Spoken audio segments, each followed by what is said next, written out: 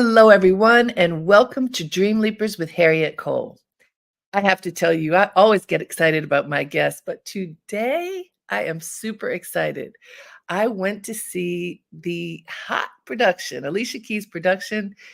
Oh, it is so, so, so, so good. And guess who I have? I have one of the stars. You may not know her name, but when you go see her on stage in Hell's Kitchen, you will never forget her. And she's been on Broadway for decades, as well as on television, doing all kinds of incredible things. Let me tell you about my guest. She is Broadway and television actress, singer, writer, and producer, Kecia Lewis. You may have just seen her, like I did, in the news, as she was nominated for a Tony Award for her role as Miss Liza Jane in Alicia Keys' new musical, Hell's Kitchen. Kecia has been on the circuit for a minute, though. She played Sister Rosetta Tharpe in Marie and Rosetta, that earned her an Obie Award and a nomination for the Lucille Lortel Award for Outstanding Lead Actress in a Play. And she's going to tell us in a minute, but she just won that Lucille Lortel Award for Hell's Kitchen. She's on fire right now, y'all. She has originated roles in iconic productions such as Once on This Island and The Drowsy Chaperone. And she started her career on Broadway in the original production of Dreamgirls when she was just 18 years old. Well, in addition to her stage and television work, Kecia teaches stage and drama acting at the Atlantic Acting School. Please join me in welcoming Kecia Lewis. Hi. Oh, I just want to say brava, my sister. Oh, thank you, sis. You are doing it. And I mean, to be in a production that just has the shower of love, 13 Tony nominations, right? Very special. And then you were just telling me there the 5 main awards that one can get for stage. You've been nominated for all those. So can you tell us about that? Sure. As my son, my 20-year-old son says, I'm 5 out of 5, which is absolutely shocking to me. The top 5 awards in New York for theater are the Lucille Lortel Award, the Drama Desk Award, the Drama League Award, the Outer Critics Circle Award, and the Big Kahuna is the Tony Award. So I've been nominated for all 5. And last night I had the privilege of receiving the Lucille Lortel Award for Best Featured Actress in a Musical for the off-Broadway version of Hell's Kitchen. Which was at the Public Theater just a few months ago. Yes, we were at the Public. January 14th was our closing date, so it hasn't been too long closed. No, and I mean, this was really fast-tracked. I get it. I mean, Alicia, I'll tell you in a minute, but I've known Alicia for a long time. She is so focused. Oh, yeah. She is focused. She's a professional, the consummate professional, and she happens to be great at everything she does. Fantastic human who has the Midas touch, period. Yeah, she really does. So it often takes a while to go from any theater, including, you know, the beloved Public Theater, to Broadway, but it was a blink for this production. Yes, it was quick. I think that people knew, I knew even from reading the script. I first got a script in 2021 and was asked to read this role. It was kind of an audition, and we were online. We weren't even in the theaters yet. Right.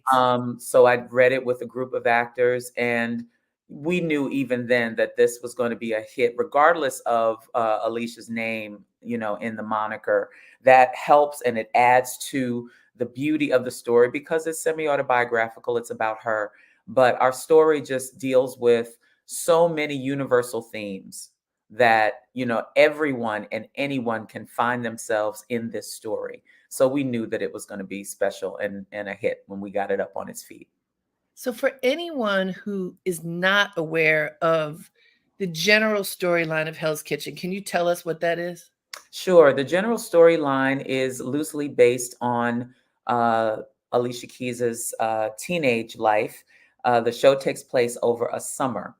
And our character in the show, Allie, is a 17-year-old coming of age in New York City in Hell's Kitchen, which is an area in New York, right near Midtown, which is where it's a few streets away, literally a couple of blocks from Broadway. and the beginning of the commerce area, in New York City. And back in the 90s, Hell's Kitchen was a difficult place to live. There was a lot of drugs and crime and all kinds of things going on. And so, like Alicia, there is a single mother who was raising her child in the midst of all of this, who is just struggling to keep her child safe and alive. And this child is also blossoming as a young woman. She's finding her first love. She feels that she's here for something, but she's not sure quite what. And she finds out what that is, which is the piano. When she discovers the piano, and she hears this neighbor of hers in her building constantly playing the piano in the recreation room of the building, Miss Liza Jane, and that's who I play. And so the story, talks about her dad who is absentee but trying. A lot of us know that story. The people in the neighborhood who are also trying to live out their dreams, find their dreams, and they're being looked upon as being a menace in some areas, which is the story of the young man that she falls for. He's just a young man who paints apartments for a living, and he plays the bucket drums in his spare time. And he's looked upon, as being a possible threat to safety. So all of those things combined make up Hell's Kitchen. Yeah, I agree with you totally that we can all find ourselves, and if we're parents or children, in this coming of age story. I think it's fascinating too, because while Alicia Keys made it, and a lot of her music is in there differently presented, which is really Yes. interesting. Yes. I agree with you. It doesn't matter if it's Alicia. It's so well told and Yes. performed that you kind of lose yourself in the story and you feel for each character. Yes. And so, one other thing in this story, there's a lot of subtlety and then maybe not so subtle about race. As Alicia's mother's white, her father's Black, the Right. young man playing the drum is Black. There are a lot of Latinos and others in this production, and you get to see race personified from a tender place. Yes, yes. It's biracial kids, and I grew up with quite a few. One, as a matter of fact, was a friend from high school who grew up in the same building that Alicia did, that exact same building. And so watching biracial friends of mine navigate race in New York City can be very tough because you already have your family pressures and issues going on. You being a teenager trying to find yourself as a human being, let alone dealing with whatever labels people put on you based on your appearance as a biracial kid. So all of those things we all can relate to on some level, whether you're a dark-skinned person of color or a light-skinned person of color, or you're a thick person or you're a thin person. It's always something. Humans have a tendency to make it about something other than humanity. So that Good is point. in this story. Yeah. So what is that line about dreams that opens the production? The tagline of our show, I think that's what you're Yes, referring that's to. what I mean. Remember where dreams begin. And what does that mean to you as a performer in the show? For me, it brings me back to my 7-year-old self. I was an only child, watching television and loving that medium so much. The first discovery that you could make people feel, whether it's laughing, crying, thinking, and pondering, to get people to open up their hearts and receive a story that's not necessarily theirs, but they can learn from and they're interested in.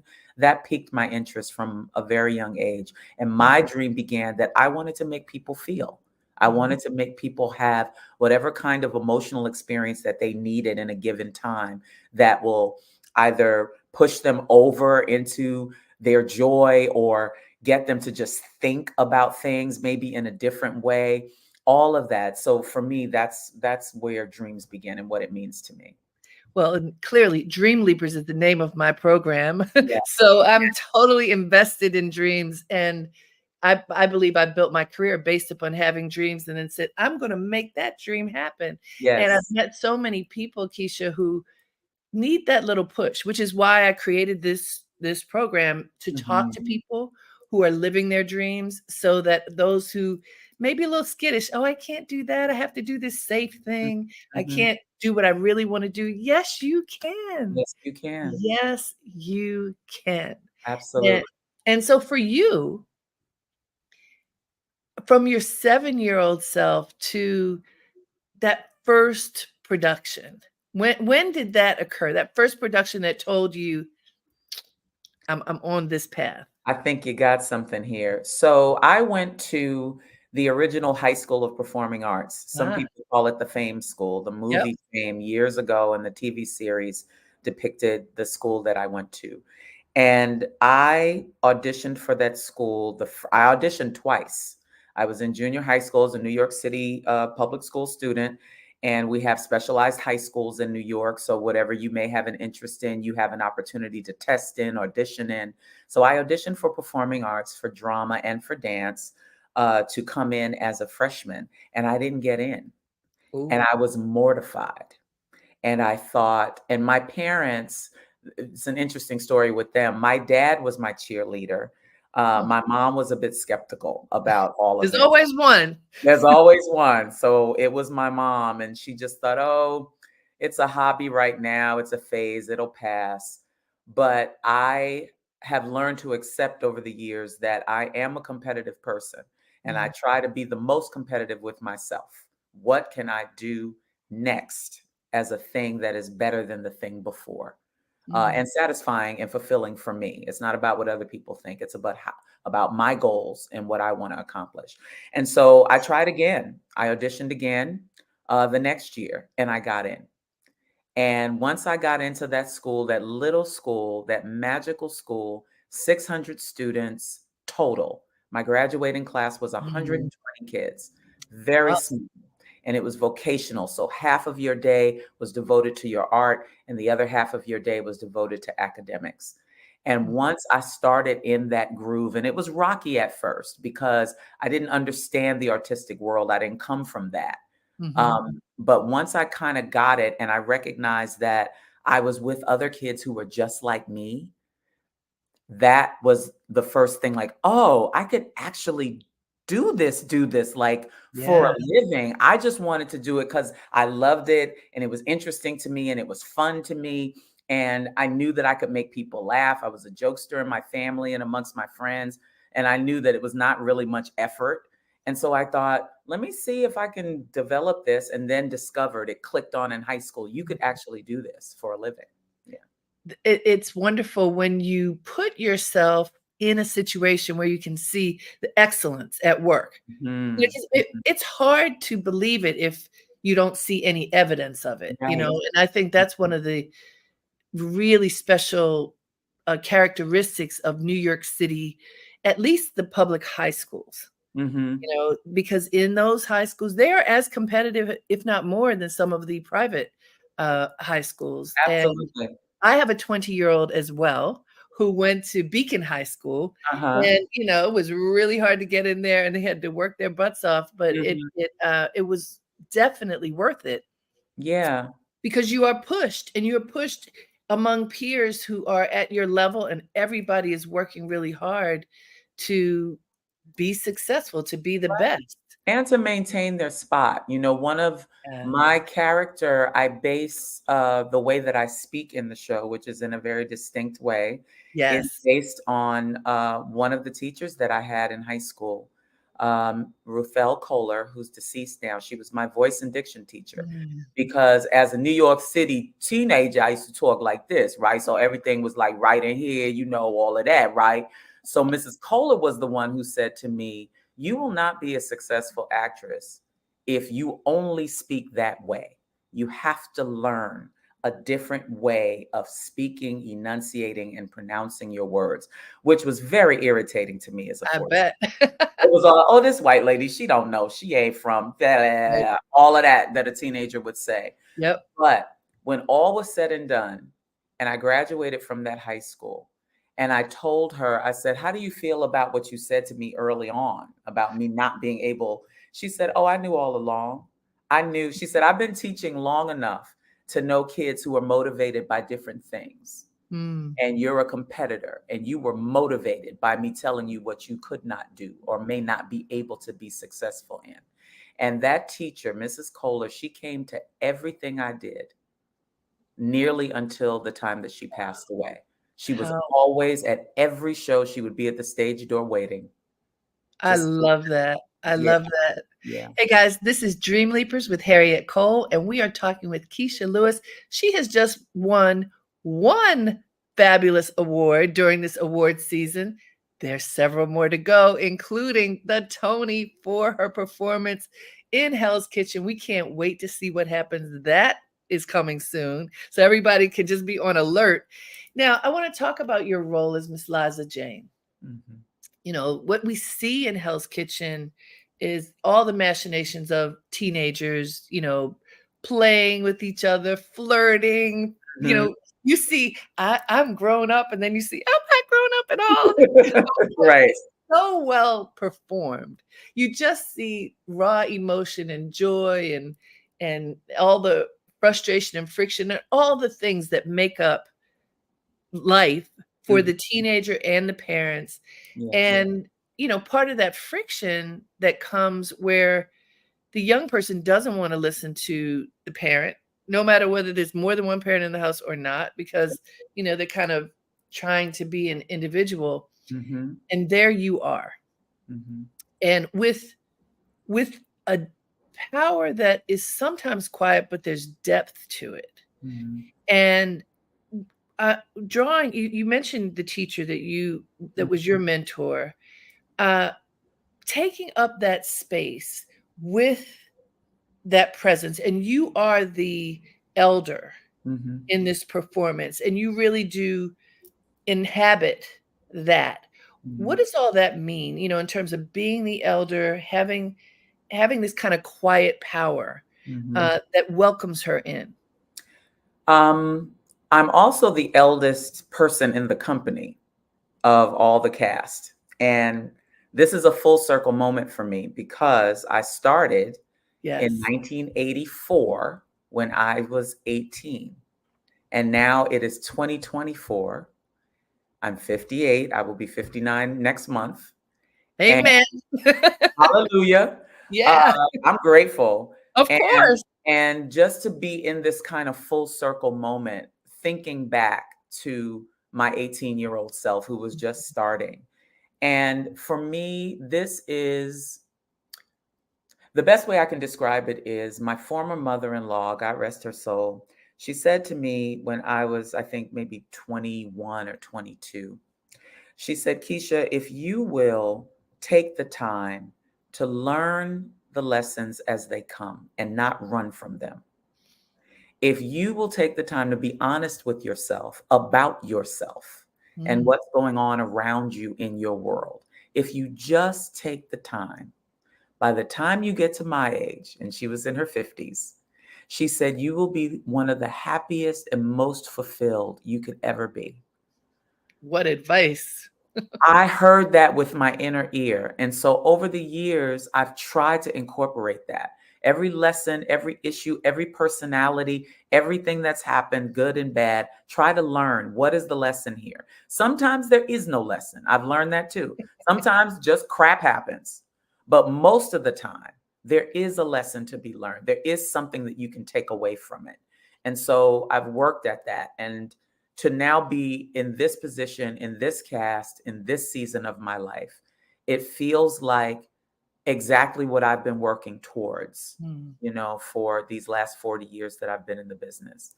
And I'm 40 grateful years. and I marvel at God. I absolutely marvel at God and how God does things. Oh, yeah. Yeah.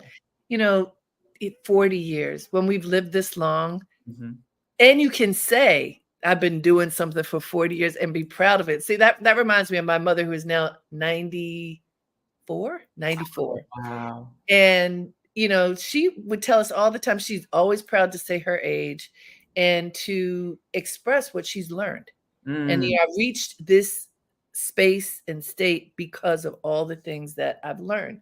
Yeah. I think we live in a culture that is so youth driven Yes. that a lot of people are afraid to fully embody who they are, especially as they get older, because Yes. ageism does exist. So it's Yes. not like Horrible. it's not there, it does exist. Mhm. So for you as an actor and all the other things that you've done for 40 years, how do you react? What do you do or say when and if ageism shows its face? You know, it does show its face occasionally, and I think this is more my personality than any kind of planned response, but it kinda makes me laugh. Oh, okay. It makes me laugh because I recognize that whoever is pushing ageism towards me or at me has not been through what I've been through or seen what I've seen. Because if they did, they would know they're looking at somebody who can help them on some level and teach them something. So when there's a discriminatory word, conversation, look, comment, it just makes me laugh, honestly. It's just like, you don't even get what you don't even get. So, it's funny to me.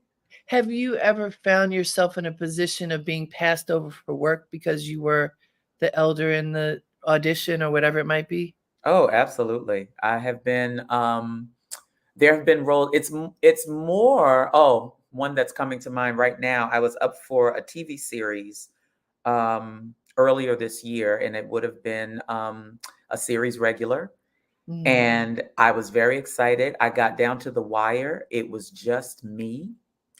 And this time it was reverse. The producers felt that I didn't look old enough for the person who would be my love interest in the show. And I'm just like, Are you kidding me? it's just some crap all the time. It's like, really, y'all not old enough? The way we can make people up, Miss Exactly. Jackson, hello, somebody. So whatever, and it was Well, very that's really funny, in an interesting way. I remember in my early career, and, there's that saying, "Black don't crack." Well, right, when you're young, whatever your race, when you're young, you usually look young. right. And I remember, and this is probably true for you too, I looked so much younger than I was Mhm. that when I got to a leadership role, people weren't always taking me seriously. And Right. so I learned, put on a jacket, wear something that commands respect Mhm, mhm. because it wasn't working. And so for that to be a full circle to come at this age and stage, it is amazing how Mhm. we judge each other based upon something that is superficial. Irrelevant. It's irrelevant to Yeah. the point. Yeah, The point irrelevant. is, am I the right person for this role or not? Yes, And if yes. the obstacle is the way I look, we're in a business where you can change a look in a In heartbeat, a blink. in a blink. People get awards for makeup, hello. Get outta here.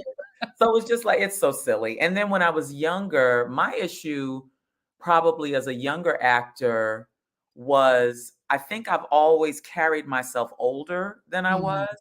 And so the issue was always, very often, not always, but it was often, you come off as too mature. Yes, I know you're 21, but you come off. Okay. I was standby for Nell Carter when I was 23. So I think about that sometimes and recognize that how people perceive you And she was also. so much older than you, right? Yeah, She yeah. was.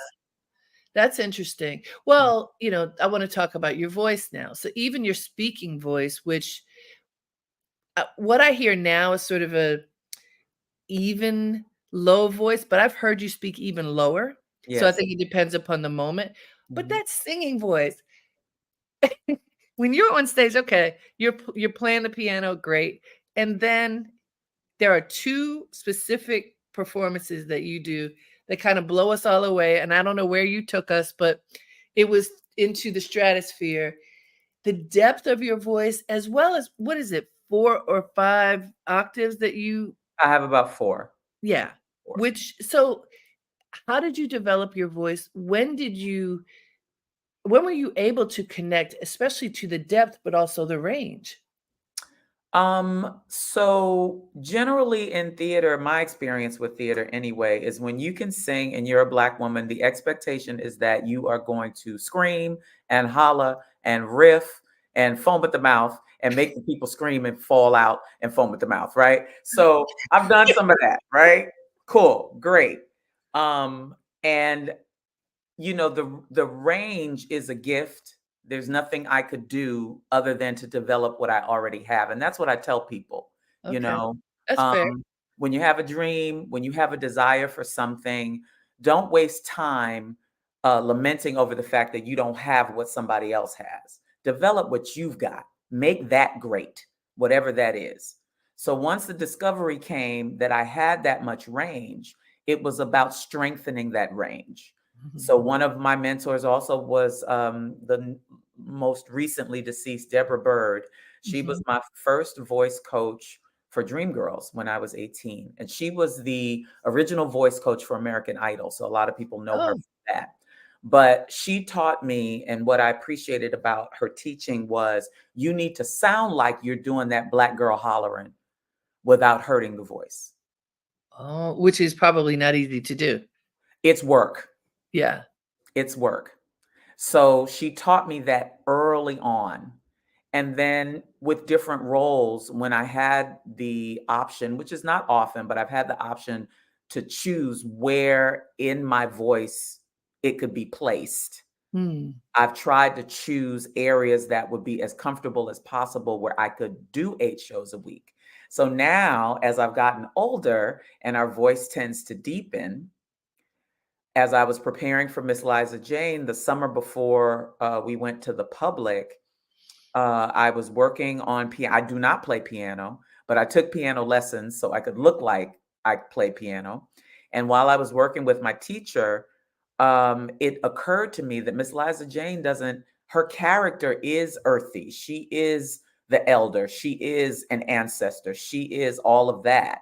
And so her voice wouldn't be up here like a young girl. No It way. wouldn't be up here. It would be down here.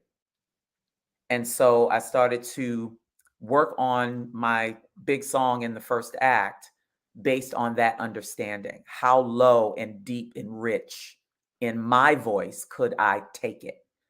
And then Mhm. I asked Alicia and our director, Michael Greif, if I could sing there. And I let them hear what I had been working on over the summer. And they went, wow, okay. Can you do that 8 shows a week? Absolutely. All day.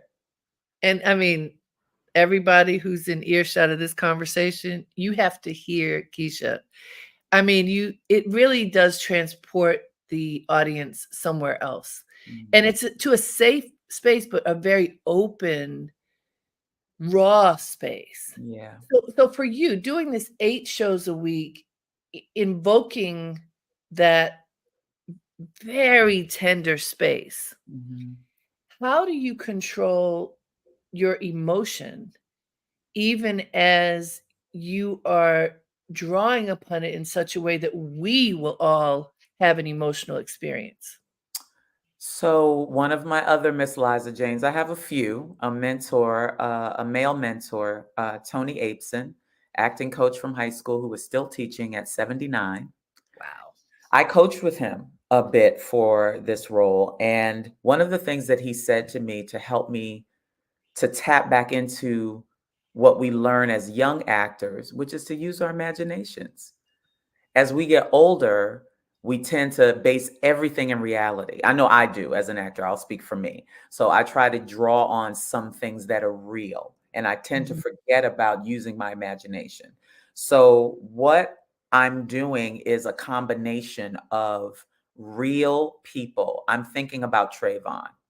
Mm. I'm thinking about Sandra Bland. I'm thinking about all these people. The young man, I see him a lot when I'm singing. I'm so sorry, I'm forgetting his name. The young man who was shot while jogging in Oh, Florida. yeah. I see all of their faces, and I want the people who've come to have the experience of opening themselves up to these people that we've lost senselessly Mhm. for absolutely no reason. And I'm experiencing the pain of that. and doing my best to give that. That well, and I mean, you do your best, and you've been nominated for 5 different from all of the places from the rafters for good reason. Hey, everybody, this is Dreamleapers with Harriette Cole. We are here with Kecia Lewis. Yes, she's been nominated 5 times. She's already won 1 award, the Lucille Lortel Award, and there are 4 more to go, including a Tony. We're all sitting with bated breath. We cannot wait. I want to tell you that I had the honor of working with Alicia Keys. So one of the things that I do is media training and artist development work, and I've been doing it for 30 years. Mhm. I worked with Alicia right before her first album came out. She Oh was my my student. goodness. She came to my office once a week for months. I often say that she was my best student because she was hungry and Mhm. she did the work. Yeah. I'm friends with her mama because her Mhm. mama would bring her, when she was a teenager at Mhm. that point. Yeah. And I mean, her mom tells the story. She she applied for her to get into Columbia University, Uh-huh. and instead she got into Columbia Records. So she's like, okay. And that Right. didn't even end up being her Right. home eventually, but her mother did let her make Mhm. a choice, which was a Yeah. really powerful thing. But Mhm. from a teenager, this young woman was focused. Mhm. 100%. Yep. I want this. I'm going to get this. I'm gonna listen and pay attention to the people who are on my path. And this is one of the things that I've learned, Kecia, from over the years. There are people who listen and people who don't. That's right. And That's it right. doesn't mean that the people who don't aren't successful sometimes, Right. but it's a much more difficult path. Right. You don't have to, my mother used to say that to me as a kid all the time because I wouldn't want to listen, you know? And she would say to me, you could save yourself a lot of pain if you would just listen. And I was so irritated by that. I remember telling her once as a teenager, so dumb. Let me just go through my own struggles. Let me just go through my pain. Don't be telling me I'm going to have just dumb. And after I got kicked a few times as a young Mhm. person, like, you might want to listen. You might want to start listening. And I think it's also how the message is delivered, Yes. which makes a difference. Mhm. I think of my daughter as who I told you is 20, and we're very close. Mhm. And I'll say, well, this is what happened when I did this. Right. So you could Right. do it if you want, or maybe you could make a different choice, learn a different lesson. Right. You don't have to learn this lesson because I can tell you what might happen, what happened to me. Right. And Right. of course, she still has to live her life, but I see her making smart choices because Yes. she listens. Right. She listens. Right. And that I think the value of being an older mom is Mhm. helpful too You an because older mom also? oh, yes, ma'am, I'm older than you. Oh, child, you do tell. Well, I it am just don't crack. 63 years old. What? Yes, Harriet. yes, I am. Well, all I had right. my daughter at 42. Yep. Wow. I have So my son at 38. bona fide. We're both older moms, Mhm. and Mhm. I think that there's some richness and value that comes because we lived through a lot of foolishness Yeah. and And and made it and made it, and survived it. sir, and are continuing. And it also shows them, for my daughter, I remember my mother became a stay-at-home mom when my younger sister was born. I'm in the middle of 3 girls. Mhm. And I knew I couldn't do that. Well, first of all, I live in New York. We Right. couldn't afford to do that. But Right. also, I didn't want to. I wanted to, Mhm. build my Right. dreams, which included working. So I took her with me everywhere. I I was took on a book my son. tour. I was Mhm. on a book tour. She's a baby in one arm, and I'm signing books with the other. And I Yep. said, "You're gonna see everything, and then you get to see that." With a daughter, it was, I want you to see that a woman can be powerful and in control of her life from the beginning of when you see to the end. Right. And she's seeing it. I did the same thing with my son. Mhm. My ex-husband and I split when our son was 8, And of course, I had the initial panic of how am I going to do this? How am I going to be in show business and have an 8-year-old? How am I going to do that? And again, it was just that sitting down, God showed me, and I started to get little snatches of pictures of how I could do this. And the Hmm. primary thing was asking for help, Yes. using my village around me to help. So I took my son on tour. I pulled him out of school when he was 10 because I booked the national tour of Cinderella playing the fairy godmother. Oh. It was not a difficult role to do. And it dawned on me, I could pull him out of school. I could homeschool him. We could drive. And that was one of my bucket list things, was to drive cross country by myself. So I had my kid, but he couldn't help me drive. Right. So we packed the dog, packed the kid, and we went on tour for a year. And it was amazing. Oh, And he saw the wonderful. whole country. I took him with me to Japan. I wanted him to see Tokyo. He did Mm. that when he was 9. So I get it. You figure And it out. and what happens for them is they get to see everything you see. Yeah. And I think that this is important for anybody who's tuned in. Mhm. They say children and others see what you do, not what you say. Correct. How are you living your life? What are you doing? What will people emulate?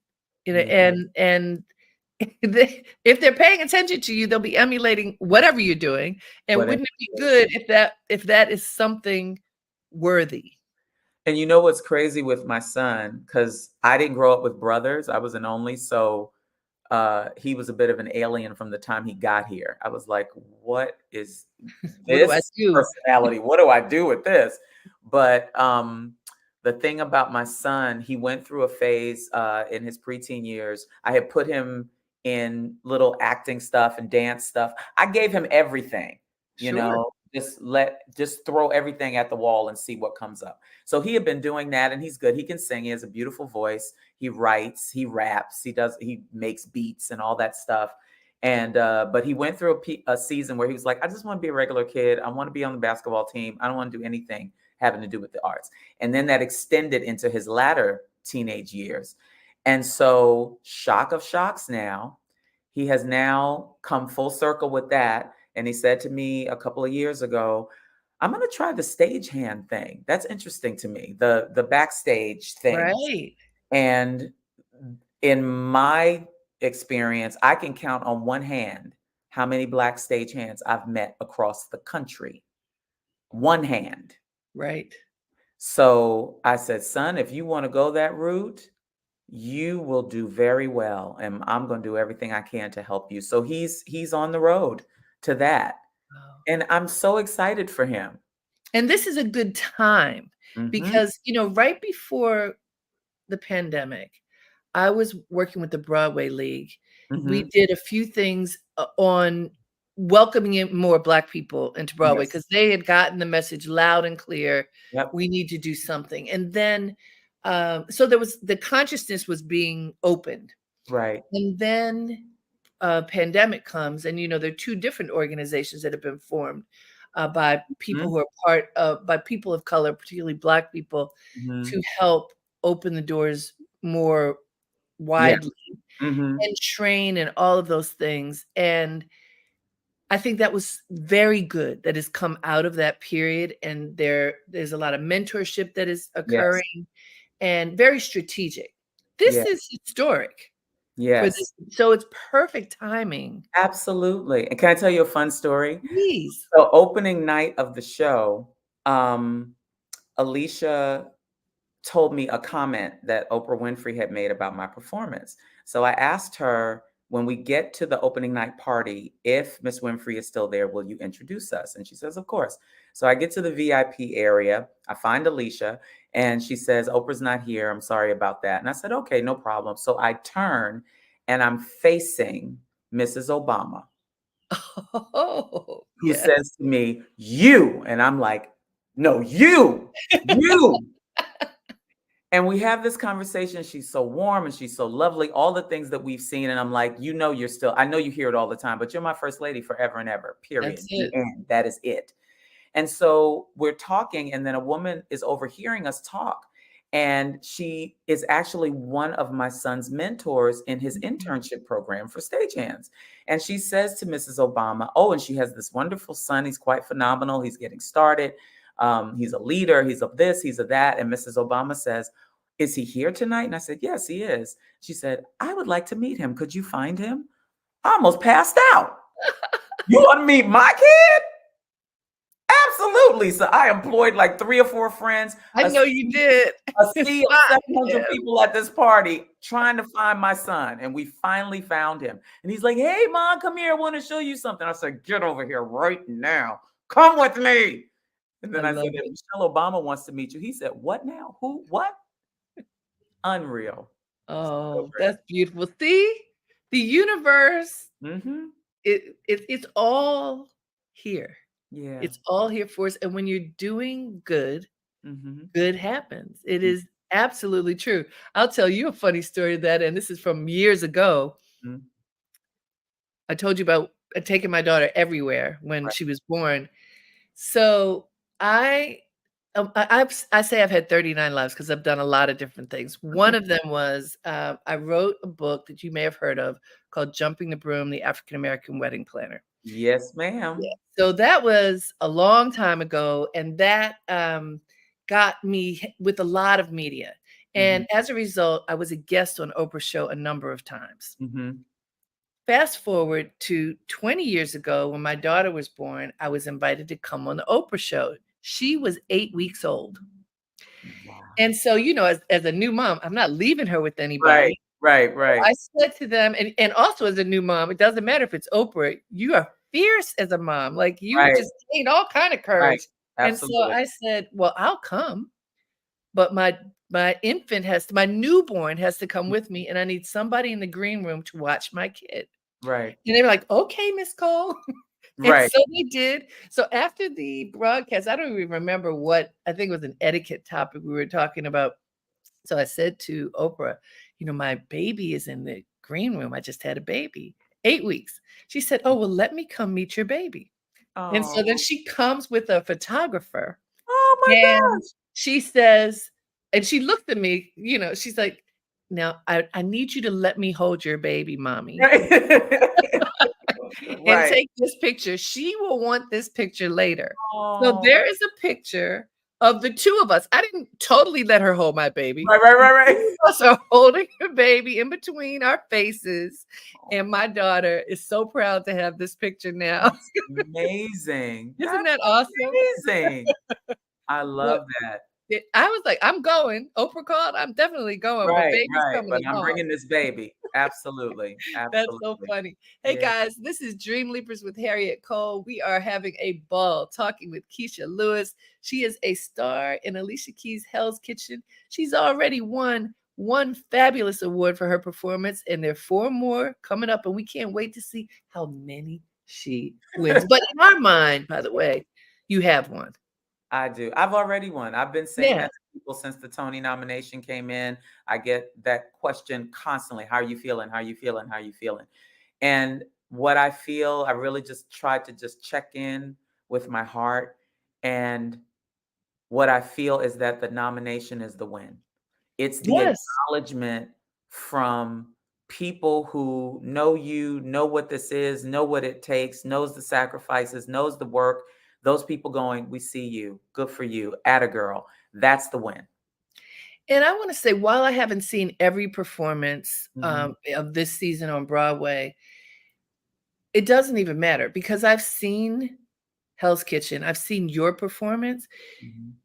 Because it touches people the way that it does. I mean, to me, that's the win. It happens. Yeah. It happens. There's something, and you know, different performances for different productions. Right. You can be great at something and it's not what happens in this production. This is very special, reaching into the soul. I'm going to say your part takes us into the soul and is very important in the telling of this story. Like without you, there'll be a hole. Don't you think so? People have said that, you know, it's hard for me to comment because I haven't seen the show, but I understand the sentiment. I think that's also the beauty of aging is that when people want to hear what you have to say or want to participate in what you have to contribute, you are able to give something that not a young person could do. Mhm. That's all. Yeah, They it's just true. you have to live some, you know? You really have to live some. And people being moved by my performance and the show, it's an answer to prayer. Because my prayer is I look at this business and always have as a service. People Mhm. pay their money to have 2.5 hours to either escape, to fall in love, to heal, to do whatever it is they need to do when they come into this community space, all these people together, sitting shoulder to shoulder to have an experience. And my job as a performer, the way I see it, is to be a minister, to be a person who Mhm. serves them. My acting coach would always say, when their mouths are open in shock or laughter, slip the truth in. Ah, That's your job as an artist. Slip the truth in. And so I've tried to use that in my heart set for whatever role I'm playing to give that piece of truth. And people are responding to it. And I'm grateful. It's an answer to prayer. yeah, and so you also have performed in a number of, television, Hmm. series, and, most of us watch TV too. Yes. So, what is it like for you to go from one I know people talk about Broadway being the penultimate because you put yourself out there live 8 shows a week, Hmm. but there's fun and beauty in these other forms too. What Absolutely. talk about you as a performer, and what do you have to do differently when it's really a camera in your face and a much more subtle engagement with the audience? Yes, absolutely. So, great story with that is I did a Broadway show years ago with Leslie Odom Jr., Oscar nominee and Tony winner, and now Tony nominee again for Pearly Victorious. And when I was working with Leslie, I noticed that he really had something special as a young actor. He had, um, among other things, among his other gifts, the ability to tap in a way that his intensity, his heart, all of that could be seen on a small screen as well as on a big stage. And I didn't feel that I knew how to do that. So I asked him when he was in Hamilton if he would coach me. And so he would allow me to come to his dressing room on his 2 show days and he would coach me for television. And I started booking. Mm. I started booking. And so for me, I'm eternally grateful to Leslie for that because I would book a little bit here and there, but what he was giving me and feeding me was exactly what I needed to hear as a stage actor and Mhm. how to translate what I do there into a smaller screen. And so, what I'll say about that is that they're different muscles. An athlete Mhm. is an athlete, right? So a soccer player utilizes different muscles than a basketball player. It may be some of the same of the same muscles that are being worked, but in a different way and with a different discipline. So they're not that different. It's the same general thing, but you work a different muscle Mm. using your instrument for television than how you use it for theater. And they're both fun and they're both rewarding. The cool thing I love about television that you don't get in theater is that you get to do it again. You Yes. do a take, and what they ask you, how'd you feel about that? It's like, let me get one more. Let me do one more. And then the director says, let me see you do this. Let me see you do that. So you get the opportunity to hone it in a different way than you do with theater. You got to hit it, And and if you if don't, you the don't, audience will let you know. you just keep it moving. you just That's you, right. you crack on some songs and you go rut roll and keep going. Yeah. It was So not going to before stop. you go, I see a thread here that I just wanna note. Mm. You have had so many coaches. You really appreciate having someone who's wiser, who's knowledgeable to give you input all along the way. Yes. Is that something that you do for others? Absolutely. Mhm. Absolutely. I'm doing it right now off stage at Hell's Kitchen. We have a lot of young folks You do. and they all call me mama. And they come to my dressing room at various times or catch me in a hallway. We have a prayer circle every night. at our show. And a lot of the time I lead it, but I've been trying to encourage others to lead it. And there's some who are very, even though they're younger, they're very strong in their beliefs and their faith, and everybody is welcome. And I try to impart to them that if you want longevity, which they all do, you got to have some kind of spiritual touchstone, something that's bigger than you, that's more important than you, that you look to for help and you ask for help. You can't do it by yourself. You cannot. That's beautiful. Well, congratulations on all of the flowers that you've already received. And, it's just going to be fun seeing what happens this season. But I mean, your performance is outstanding. And I'm coming to see it again. Yay. Please let me know so I can give you a hug. Please. I will make sure that you know. And, congratulations. It's just really beautiful. I'm so proud of Alicia and of all of you for making this dream of hers come true. Yes. And the music. Oh my goodness. Thank you for just bringing the music to life. Thank you. Congratulations. Thank you for having me, Harriette. Absolutely. All right, everybody. Thank you for tuning in to Dreamleapers. Go see Hell's Kitchen. It is worth it. Get your tickets now. I know it's almost booked for forever, which is what we want to happen. Until next time, have a great day and make it count.